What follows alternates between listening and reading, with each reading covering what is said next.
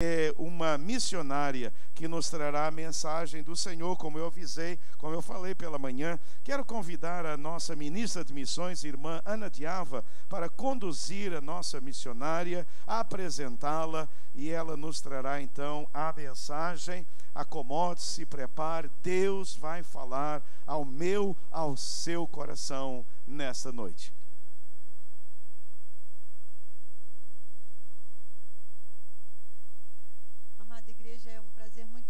A gente ter a Laíse hoje conosco. Há 4 anos ela vem atuando na Junta de Missões Nacionais, e os irmãos viram que um dos projetos que a gente está adotando é o projeto que a Laíse está trabalhando, né? É o projeto que trabalha com a prevenção de drogas, né? O uso de drogas, tanto em crianças, adolescentes e adultos, mas isso ela vai explicar para a gente, né?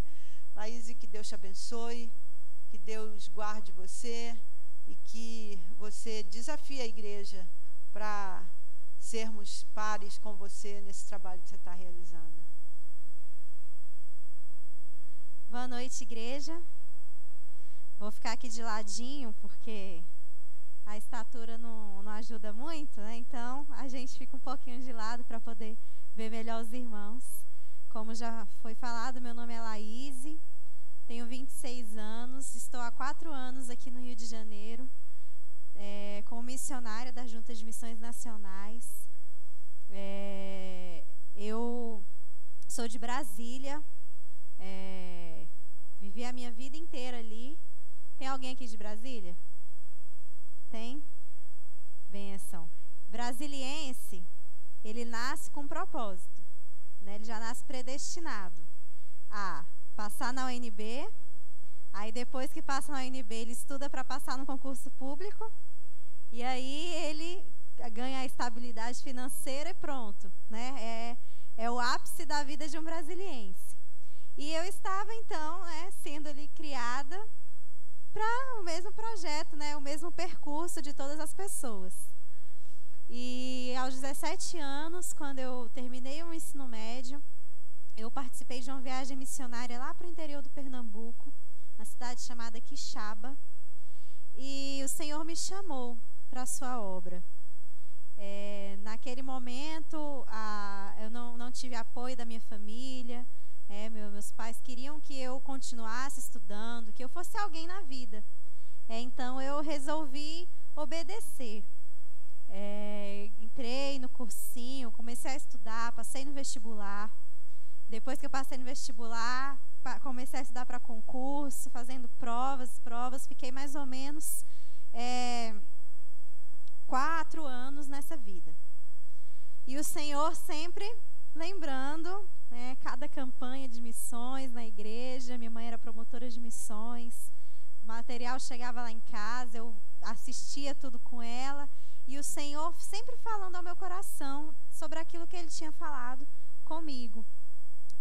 E então, lá para 2011, quando eu já estava com a minha vida bem, assim, né, encaminhando, estudando minha faculdade, tinha um relacionamento, estava noiva, aí o Senhor começou a dar aquela apertadinha, né, aquele puxão de orelha, e eu comecei então a ver que eu estava caminhando para, né, um caminho que não era a vontade do Senhor. E aí eu fiz um trato com Deus. Eu falei: Deus, a próxima trans que tiver, então eu vou. A trans é a Operação Jesus Transforma, onde você fica 1 semana em algum campo missionário. E aí eu falei para Deus: a próxima eu vou. E fiquei com aquilo comigo. E lá pro finalzinho, isso foi no final de 2011. No início de 2012, eu entrei no site da Junta e estava lá bem grande: Mega Trans Cristolândia, Rio de Janeiro. Aí eu fui lá, não conhecia muito bem o que era o projeto Cristolândia, mas entrei para ver. Gostava do Rio de Janeiro, sempre vinha a passeio, falei: gosto do lugar, então, né, vou lá. Falei com Deus que eu ia na próxima, então agora eu vou ter que ir. E aí, em abril de 2012, eu vim para o Rio de Janeiro. Na época, a Cristolândia ficava na central do Brasil. E eu passei 1 semana ali naquele lugar. E aquela semana ela transformou minha vida. Ela abriu meus olhos. Eu costumo falar que antes de abril, não existia morador de rua em Brasília. Mas não existia porque eu não os enxergava. Eu estava com o meu foco na minha vida, nos meus afazeres. E eu não conseguia enxergar essas pessoas. Depois que eu voltei para lá, parece que eles tinham brotado, né? Tinha morador de rua em tudo que é lugar. E eu falava, Senhor, para onde eu estava olhando? O que eu estava fazendo da minha vida que eu não conseguia enxergar essas pessoas? E aí eu voltei para Brasília, mas meu coração ficou aqui no Rio de Janeiro. Ficou lá na Cristolândia. E então conversei com meu pastor, conversei com minha família, com minha mãe. Terminei meu relacionamento porque eu entendi de forma muito real no meu coração que Deus queria que eu deixasse tudo e servisse a Ele de forma integral. Então, em agosto, dia 27 de agosto de 2012, eu retornei ao Rio de Janeiro com a proposta de trabalhar na Cristolândia, de ser uma voluntária e começar os meus estudos no CIEM. E vim para cá e, conversando com o pastor antes do culto, eu me lembrei que aqui, nessa igreja, foi a primeira agenda que eu fiz junto com o coral da Cristolândia. Então, em setembro de 2012, quando o coral veio, foi a minha primeira agenda. Então, muito bom poder voltar aqui e poder compartilhar com os irmãos tudo que o Senhor tem feito nesses 4 anos e todos os projetos que ainda tem a se fazer. No meio desse percurso, eu conheci o missionário Raoni, que já era um missionário na Cristolândia. Nos conhecemos, começamos a orar e o Senhor confirmou o nosso coração, nos casamos. Costumam dizer que a Cristolândia casa, é casamenteiro. Então, tá encalhado, vai para a Cristolândia, que lá você vai encontrar alguém para casar. Assim aconteceu comigo. Conheci o Raoni, nós nos casamos, estamos há 1 ano e 8 meses casados, para a honra e glória do Senhor. Deixa eu passar aqui para apresentar ele. Aí, o Raoni. E temos o privilégio da nossa família, né? Hoje, eu e o Raoni, uma família que serve ao Senhor de forma integral, e é muito bom, é maravilhoso poder estarmos, somos jovens, somos novos, temos toda a força, vigor ainda, e estamos então juntos trabalhando para o Senhor. Fiz o curso de missiologia no CIEM, me formei junto com a Kátia, aqui da igreja, nos formamos no fim do ano passado, e o Senhor tem feito maravilhas em minha vida. Eu tenho plena certeza de que foi a melhor escolha que eu fiz. Então, se o Senhor está te chamando, eu falo por experiência própria, não vale a pena ficar lutando contra, porque o Senhor sempre vence, a vontade dele é boa, perfeita e agradável. E hoje é maravilhoso, quando eu penso na vida que eu tinha antes e que eu estava construindo, eu não imagino assim, o que seria de mim, porque hoje eu sou plenamente feliz em ter obedecido à voz do Senhor e em poder servi-lo hoje com a minha vida. E durante todos esses anos, eu estive trabalhando na Cristolândia. E já quero desde já agradecer, porque essa igreja é uma grande parceira nossa. Vocês fazem a diferença. Todas as vidas que nós já resgatamos neste tempo, pessoas que nós já recuperamos, tem um pedacinho da PIB de Copacabana ali. Porque vocês são parceiros, vocês estão sempre juntos com a gente. Às vezes a gente está lá no aperto, a gente manda uma mensagem para a Kátia conversa com a irmã Ana, socorre a gente, e tem sido maravilhoso. A gente alimenta cerca de 80 a 90 pessoas por dia na Cristolândia. E a igreja é a parceira do gás, então assim, vocês estão nos ajudando a alimentar essas pessoas. Porque sem o gás a gente não faz a comida. E vocês são quem doam esse gás para a gente pode então alimentar todas essas pessoas ali.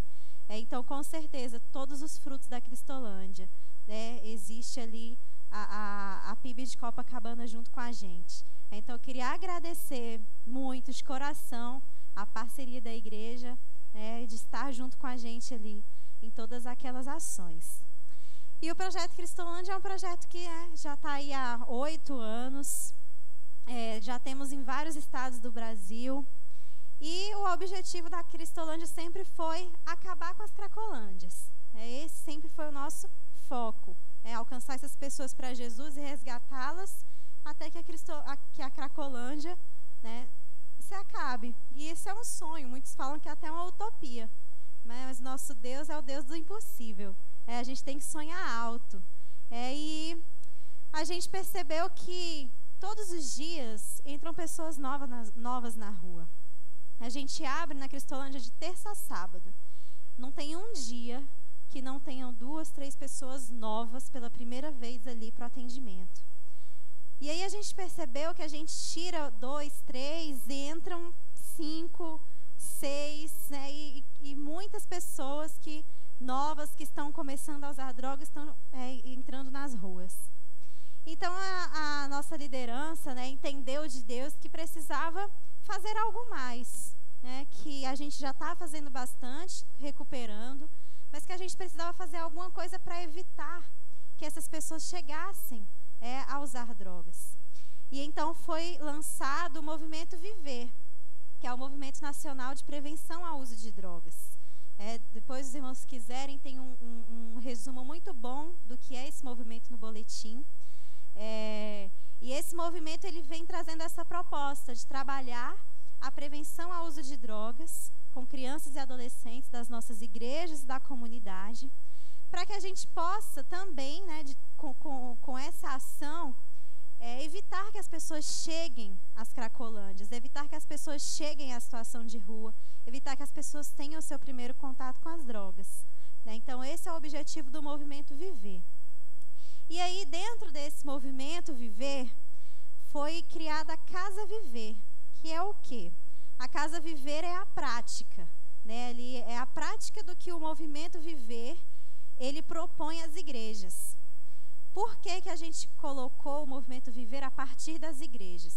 Nós fizemos várias pesquisas para poder criar este programa, e muitas dentro da Cristolândia. E aí uma das perguntas que nós fizemos foi: quantos dos nossos alunos já tinham frequentado igrejas evangélicas antes de se envolverem com as drogas? E para nossa surpresa, meus irmãos, 85% dos nossos alunos de Cristolândia já tinham frequentado igrejas evangélicas antes. Então é um número muito grande. E aí às vezes a gente pensa que prevenção a gente tem que trabalhar na escola, a gente tem que trabalhar, né, nas comunidades, enquanto que dentro das nossas igrejas a gente tem perdido jovens, adolescentes para este mundo das drogas, de violência e de tantas outras coisas. Então a gente entendeu que a gente precisava começar a trabalhar a prevenção dentro das nossas igrejas, para que os nossos jovens e adolescentes tivessem uma fé firme, né, consolidada e suficiente para dizer não, né, às coisas que o mundo oferece.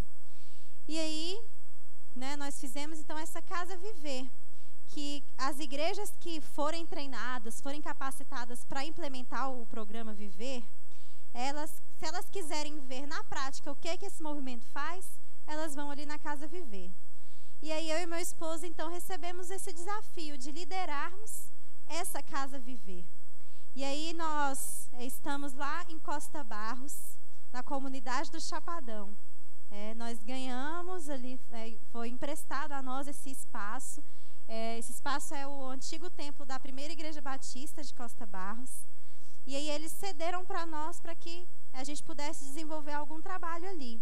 E entendendo a realidade do local, a gente percebeu que ali precisa de um trabalho de prevenção. Costa Barros é um lugar que ninguém quer ir. Ninguém quer passar no Chapadão.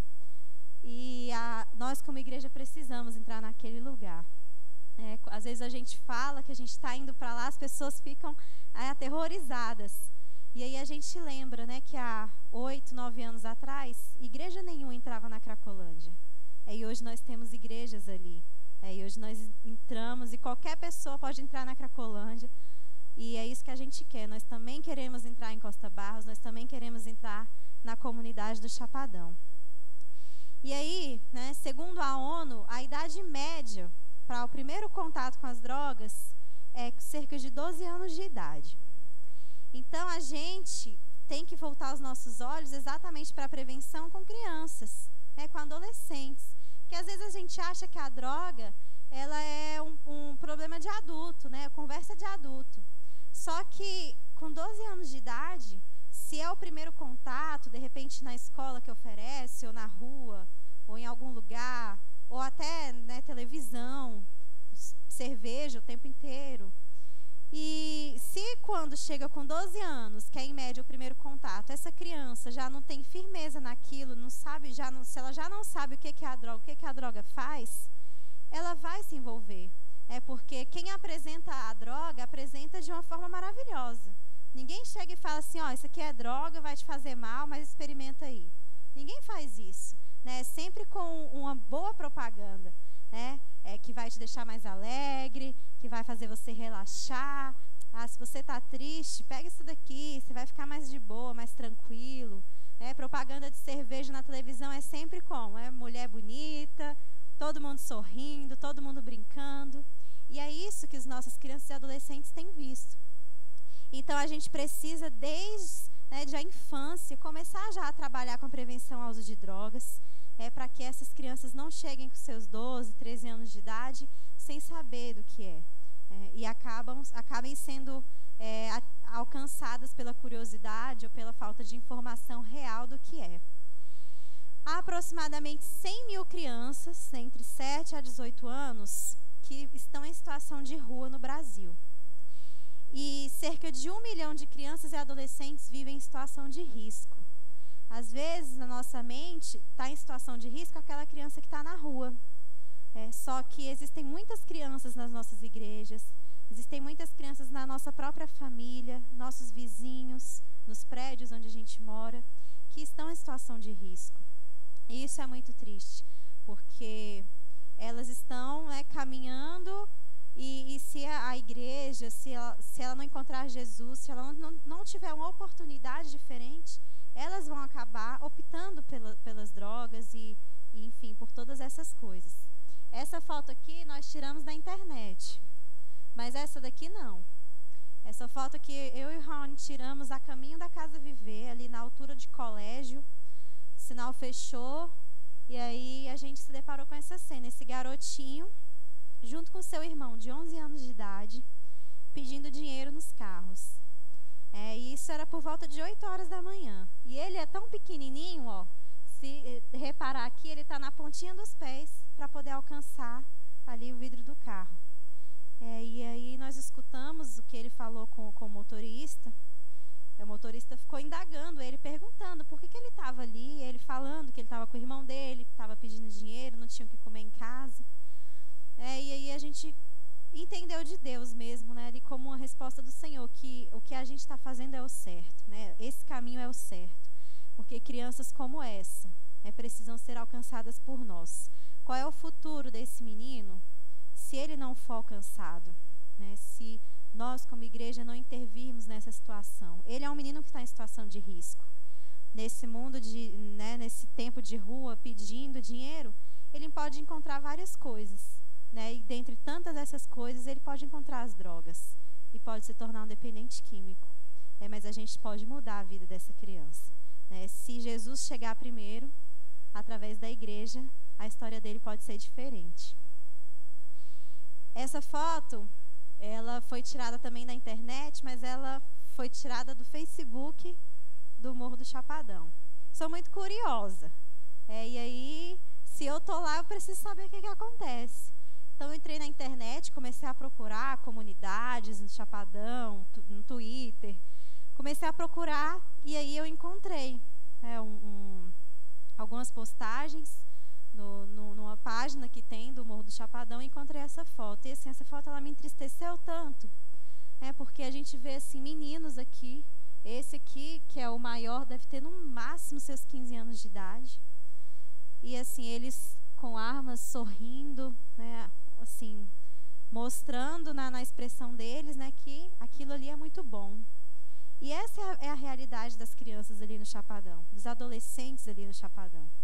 Os ídolos deles são os traficantes, porque são aqueles que dominam, que são poderosos, todo mundo tem medo deles, todo mundo respeita eles têm o que eles querem.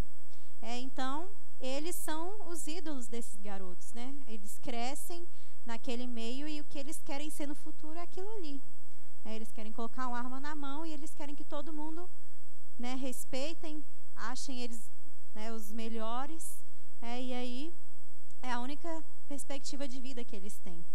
Existem crianças ali dentro, a gente já tem essas informações, que nunca saíram do Chapadão. Eles moram lá, eles estudam lá, eles brincam lá, eles não conhecem nada fora ali daquele, né, daquele círculo ali. Eles nunca saíram daquele lugar. Então, a convivência que eles têm é essa, de armas, de drogas, de violência. É isso que eles têm ali, é isso que a gente encontra no Morro do Chapadão. Esse é o Davidson. Eu gosto muito de falar sobre o Davidson porque ele mostra pra gente um pouco do que acontece com as crianças que estão em situação de risco. O Davidson, ele foi resgatado pela Cristolândia em 2013. E o testemunho do Davidson é um testemunho assim, bem triste, porque ele saiu de casa aos 6 anos de idade. Ele fugiu de casa. E ele foi para a rua, 6 anos de idade, pequenininho. E ele ficou 20 anos nas ruas. Ele foi resgatado pela Cristolândia com 26 anos de idade. Com 20 anos ele viveu nas ruas. O Davidson, fugiu aqui a palavra, sobrevivente. Ele é um sobrevivente daquela chacina da Candelária. Ele ficava ali também, no dia daquela chacina, por algum motivo, né, nós sabemos providência do Senhor, livramento na vida dele. Ele não estava ali naquele momento, né, mas todos os seus amigos que estavam ali morreram, as pessoas que ficavam com ele morreram, e ele sobreviveu, né? E assim, nós tratamos o Davidson, nós recuperamos, né, ele foi batizado, ele fez o radical, hoje ele é um dos líderes na nossa unidade de Alcântara. E aí a gente vê o Davidson sorrindo. Mas quantas marcas o Davidson não traz com ele? Né? Quantas coisas, quantas lembranças desses 20 anos de rua o Davidson não tem? E aí eu paro para pensar que a gente, né, hoje ele é um novo homem, hoje ele não é mais dependente químico, ele está liberto. Mas será que se lá atrás, né, o Davidson tivesse tido outra oportunidade, a vida dele não teria sido completamente diferente? Será que ele não teria assim, tido outra história? Será que ele não traria menos marcas hoje na vida dele? Hoje o Davidson vai fazer 30 anos. E ele já mudou muito, já melhorou muito. Mas coisas que aconteceram com ele durante todo esse tempo, só ele sabe. A gente não pode mudar. A gente pode mudar o futuro, mas tudo que ele passou, né, não tem como voltar atrás, apagar dele. E a prevenção, ela quer fazer exatamente isso, evitar que essas crianças passem por tudo isso. Ele fala no testemunho dele que ele passou por tantas covardias, no tempo de rua, quando criança. Então a gente quer evitar que isso aconteça. A prevenção, ela vem para isso, né, para que a história de meninos como o Davidson sejam diferentes. E aí a gente vê também, né, assim, a prevenção, ela dá muito trabalho, mas a recuperação dá muito mais. E existe um dado também da ONU que diz que a cada $1 que você investe na prevenção, são pelo menos $10 que você economiza se você tivesse que recuperar alguém. Então, só falando financeiramente, a prevenção ela é muito mais barata. Porque para você recuperar uma pessoa, você realmente gasta muita coisa, você precisa de vários profissionais. Na Cristolândia, por exemplo, a gente precisa de uma equipe técnica formada por médico, formada por psicólogo, assistente social, missionários, doações, voluntários. A gente precisa de um monte de coisa para a gente poder caminhar com o aluno para poder recuperá-lo. Enquanto que na prevenção, se a gente fizer ações intencionais de prevenção, às vezes a gente não precisa gastar quase nada. Então, só financeiramente falando, a prevenção sai muito mais barata. Hoje, o custo médio de uma Cristolândia, cada unidade, é de cerca de R$80 mil. Se a gente não recebesse doações das igrejas, de roupa, de alimento, de voluntários, de todos os custos, era isso que a junta ia ter que desembolsar todo mês. E a gente não ia conseguir nunca, porque só no Rio de Janeiro são 7 unidades. No Brasil, são 35, se eu não me engano. Então, assim, é um custo muito alto. E a prevenção a gente pode fazer de forma simples e eficiente para poder mudar a vida dessas pessoas.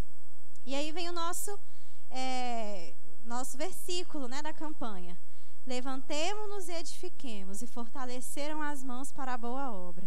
E é isso que nós temos feito ali em Costa Barros.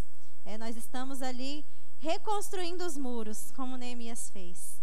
Nós recebemos ali o antigo templo e nós estamos modificando ele todo. Eu queria mostrar para vocês algumas fotos da Casa Viver. Aí a parte do templo, quando nós recebemos ali. E aí nós estamos ali já desde o dia 28 de julho. 28 de julho? Acho que é isso. Estamos já trabalhando na mudança da reforma.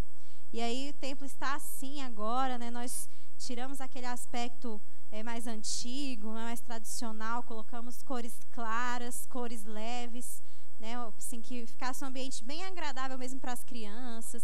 Então, a gente tem se preocupado assim, com todos os detalhes do chão, a gente colocou um piso que não escorrega, porque criança corre, criança brinca, aí a gente se preocupou para eles não caírem, não se machucarem. E aí a gente tem feito assim, tudo bem específico para eles, para que eles se sintam bem ali naquele lugar. Aí o banheiro, assim, tinham 2 banheiros, o feminino e o masculino, mas eram bem pequenos. E aí a gente entendeu que a gente precisava ampliar, porque a gente quer atender cerca de 60 crianças por dia. Então a gente precisava ampliar aquilo ali. A gente começou a quebrar banheiro, começou a mudar tudo. Esse é o banheiro que ainda está em fase de finalização. Então nós colocamos ali também um piso antiderrapante, colocamos sanitário de criança, a pia mais baixinha, porque a gente quer que eles entrem ali e eles vejam que tudo foi feito para eles. É isso que a gente quer. A gente quer, como o objetivo do Viver, que é criar ambientes saudáveis para as crianças, a gente quer tornar esse ambiente um ambiente saudável. Então, é um ambiente que elas entrem, que elas vejam que foi feito para elas, que elas não precisem se adaptar ao local. Nós estamos adaptando o lugar a elas. Então, a gente tem se preocupado com esses detalhes. Aí é como a lateral da igreja, como nós recebemos, aí como já está ficando, nós escolhemos cores bem chamativas, lá não pode usar vermelho, então foi falado para a gente, pode qualquer cor, menos vermelho, então não tem vermelho em nada, colocamos tudo amarelo com azul, que é a cor do Viver, tá bonito, tá legal, e é muito interessante porque, assim, a Casa Viver, ela fica assim na avenida principal ali, onde passa ônibus, tudo, bem em frente à linha do trem. E aí, para trás da Casa Viver ali, é a comunidade. Então, as pessoas passam e aí, as casas da comunidade são todas bem parecidas, ali no reboco, no tijolo, não tem muitas casas pintadas. E aí, vê esse prédio grande, enorme, amarelo com azul. Então, assim, passa no trem, passa no ônibus, passa na van, todo mundo olha, aquilo ali. É isso que a gente quer chamar a atenção. A gente quer que as crianças olhem, os adolescentes olhem aquilo ali e sintam curiosidade de saber o que é. Então, a gente tem colocado, assim, cores bem chamativas para eles. Aí é um espaço que tem ao lado, que a igreja usava como estacionamento. Então, nós limpamos ele, deixamos ele lisinho. E o nosso sonho, um grande sonho que a gente tem, é transformar este lugar numa quadra como essa, uma quadra poliesportiva, onde a gente possa ali ter atividades com aquelas crianças, atividades esportivas, futebol, basquete, vôlei, todas essas atividades que a gente puder atender a essas crianças. E aí, o que a gente vai fazer ali em Costa Barros? Nós queremos intervir nessas situações de risco social que aquelas crianças e adolescentes têm, desenvolvendo um trabalho com crianças entre 4 e 14 anos, que residem na comunidade do Chapadão, nas proximidades. existe uma grande dificuldade, meus irmãos, ali, que é assim, nós estamos na comunidade do Chapadão, de frente à linha do trem. Aí tem a linha do trem, depois começa outra comunidade, que tem facção rival. Então, o pessoal daqui não vai para lá, e o pessoal de lá não vem para cá. E aí se a gente quiser atender as crianças de lá, até pode ser que algumas venham, mas sempre que elas se reúnem, elas mesmas já têm essa cultura de rivalidade. Mesmo não participando do tráfico, mesmo não tem nada a ver com tráfico, elas já têm essa cultura de rivalidade. Então, a gente acompanhou uma atividade que teve dos embaixadores do rei da PIB de Costa Barros, que eles têm um trabalho bem forte com embaixadores do rei, e um dia eles reuniram crianças de 3 comunidades lá, do Chapadão, da Pedreira e de outra comunidade ao lado. E assim, as próprias crianças, né, assim, uma instigando a outra, né, nesse negócio de rivalidade, de falando que é de um, que é de outro. Então, assim, os líderes compartilharam com a gente que é muito difícil reuni-las no espaço, né, todas juntas por isso. Né? Então, a gente tem que trabalhar muito bem essa questão com elas, né, de que ali não tem isso, de que todo mundo é de Jesus e de que está todo mundo no mesmo propósito. Então, assim, essa é uma das grandes dificuldades que a gente tem ali. E o que a gente vai fazer nessa Casa Viver? Né? Quais atividades a gente vai oferecer para essas crianças? A gente quer oferecer ali aula de reforço escolar, aula de inglês, música, dança, atividades esportivas, estudo bíblico, que vai acontecer em forma de rodízio. Então, ela vai para lá de manhã, então ela vai ficar 1 hora no estudo bíblico, outra hora em alguma atividade que estiver acontecendo. Porque a gente entende que a gente pode oferecer tudo, mas se a gente não oferecer Jesus, né, do que vai adiantar? Ela pode ser até alguém na vida, mas ela não vai ser salva. Então, a gente entende que a prioridade nossa ali é apresentar Jesus para essas crianças, para esses adolescentes, para que eles aceitem o Senhor Jesus, né, e possam, então, mudar a vida deles. A gente vai oferecer também oficinas, escola de paz. Né, a gente tem um trabalho específico com as crianças, mas a gente entende a necessidade que a gente tem de trabalhar com os pais dessas crianças. Né, então, a gente vai fazer também oficinas de paz, vamos chamar profissionais para conversar com eles, né, para dar palestras. E, sim, todo tipo de atividade que a gente conseguir oferecer a essas crianças, a gente vai oferecer. E a gente vai trabalhar com elas, né? A gente vai mostrar para elas um leque de oportunidades que hoje elas não têm, que hoje elas não conseguem enxergar. E aí, a gente fazendo um mapeamento na comunidade, a gente conversando com algumas pessoas, fazendo pesquisas, nós encontramos algumas situações assim, que nos marcaram muito. Uma delas foi dessas crianças. Elas estavam ali brincando aqui, e aqui, ó, é tudo lixo, né, resto de coisas. E elas estavam ali brincando. A gente perguntou onde elas moravam e elas levaram a gente na casa delas. A casa delas é essa daqui. Essa casa é bem pequenininha, meus irmãos, bem pequena. E aí mora essa daqui, que é a Dona Inês, ela é a avó. Essa de vermelho é a filha da Dona Inês, ela tem 22 anos e ela é mãe dessas 6 crianças. Essa mais novinha aqui, no colo da missionária, tem 2 anos, tem anemia falciforme. No dia que nós encontramos com ela, ela já estava há dias sem tomar a medicação que ela precisa. Por questões, problemas com o pai, que ela não pode pegar o remédio, umas confusões lá. E vivem todas essas 6 crianças, a filha, junto com a Dona Inês. E assim, ela compartilhou com a gente a dificuldade que ela tem. Né? Ela já é uma senhora limitada, e aí tem que se virar para sustentar todas as crianças. A casa dela, há um tempo atrás, pegou fogo. Aí a igreja ajudou a construir, né? Também da forma que pôde, e conseguiram construir esse lugar que a princípio era só para ela, e agora moram todas essas pessoas. Né? E aí, assim, são crianças que a gente vai atender. E são demandas que a gente vai perceber que a gente precisa, né, trabalhar. Então, como que uma mãe deixa uma criança de 2 anos sem tomar um medicamento para algo tão grave, né, tão sério. Então a gente vai ter que trabalhar isso com aquelas famílias. Teve outro caso também de uma senhora. Nós chegamos no portão e aí chegaram assim umas 2 crianças e aí meu esposo perguntou: são seus filhos? Ela falou assim: não, são meus netos. A Rony falou assim: a mãe deles está aí, que a gente queria conversar com a mãe deles, explicar o projeto que a gente está implantando. Ela falou assim: não, a mãe deles não está mais com a gente, não. Aí a Rony ficou sem entender, né, assim. Aí ela chamou assim no canto e falou assim: então, a mãe deles, ela estava grávida de 7 meses, ela estava envolvida com esses meninos aí de cima, e teve um dia que eu só recebi a notícia de que tinham esfaqueado ela lá, não sei o que ela aprontou, e mataram ela lá em cima. E eu só recebi a notícia. Estavam os 3 comigo, eu não ia abandonar, então os 3 filhos dela moram comigo, e aí eu tento criar da forma que eu posso. E aí é uma de 13, um de 10, acho que um de 8. E aí a gente foi, né, assim, levamos aquele choque e a gente começou a conversar com ela, explicar o projeto, o que a gente ia oferecer.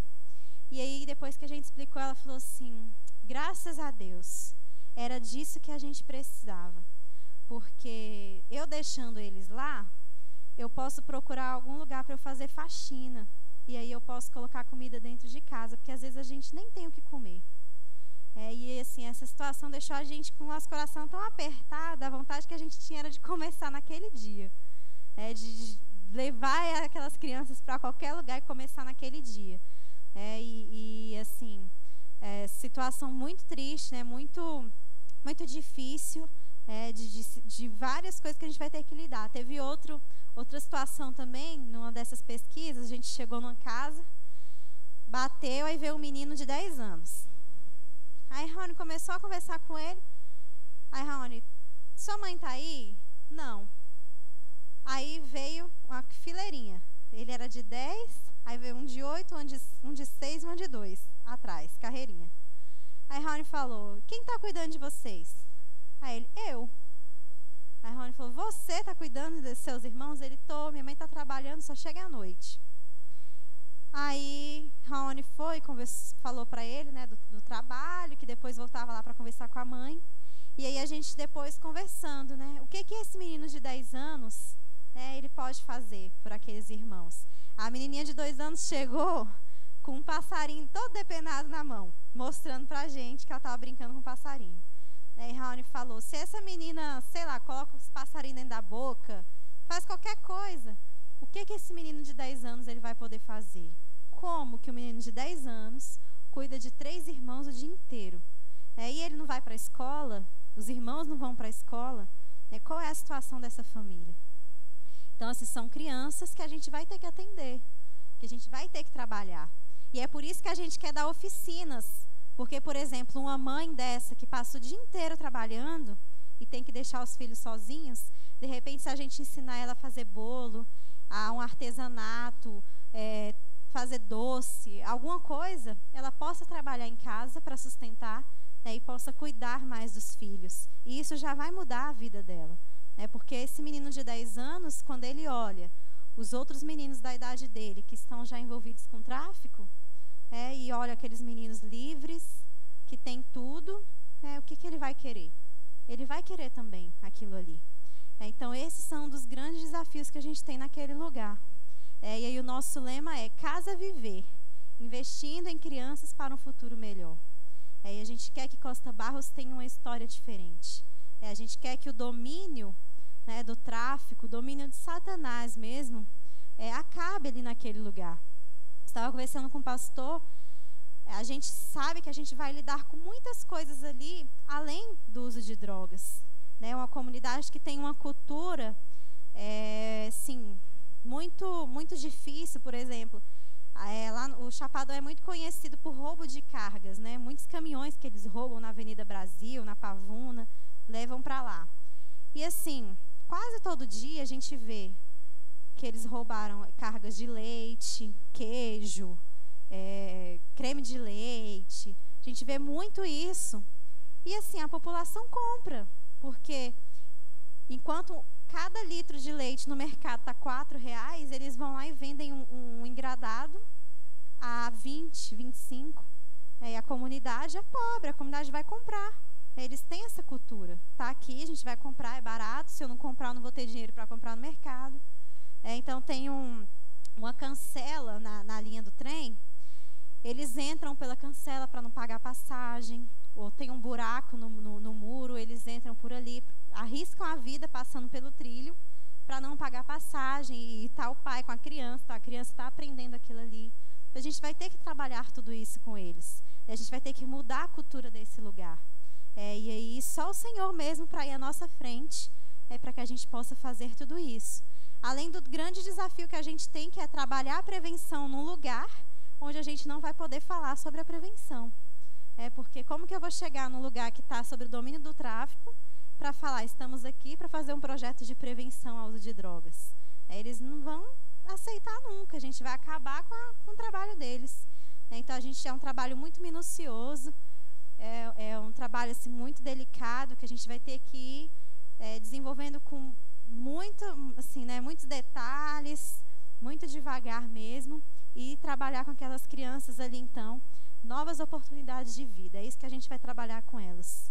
A gente vai mostrar para elas que elas podem fazer outras escolhas, que a vida delas não está destinada a ser um aviãozinho do tráfico, a ser um usuário de drogas, a ser um menino da comunidade.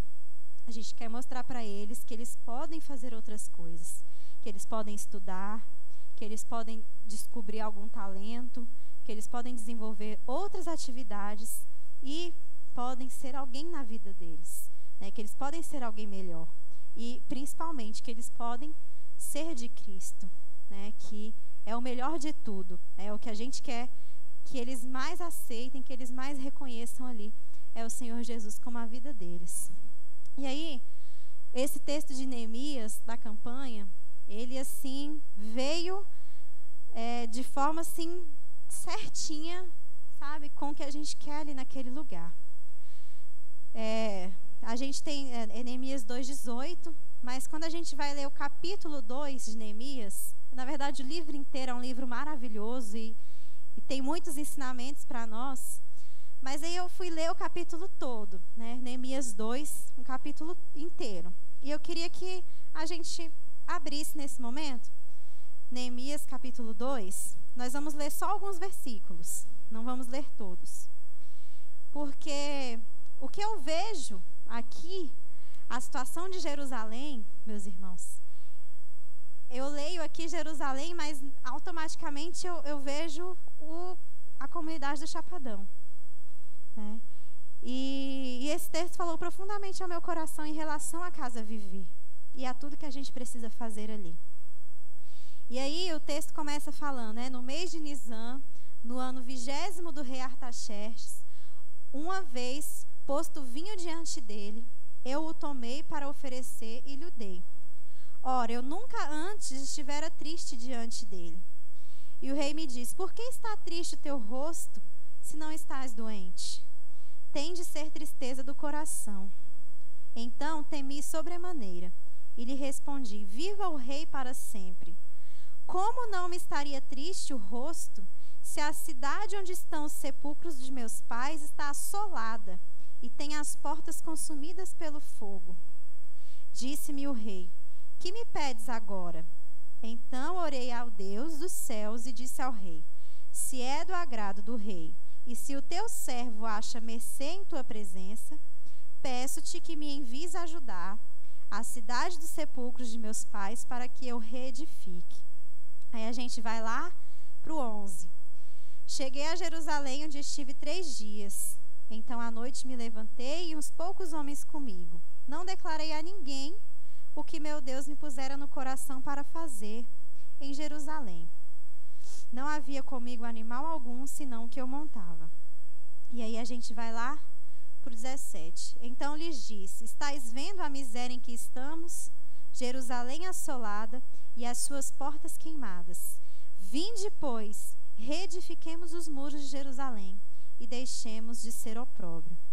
E lhes declarei como a boa mão do meu Deus estivera comigo e também as palavras que o rei me falara.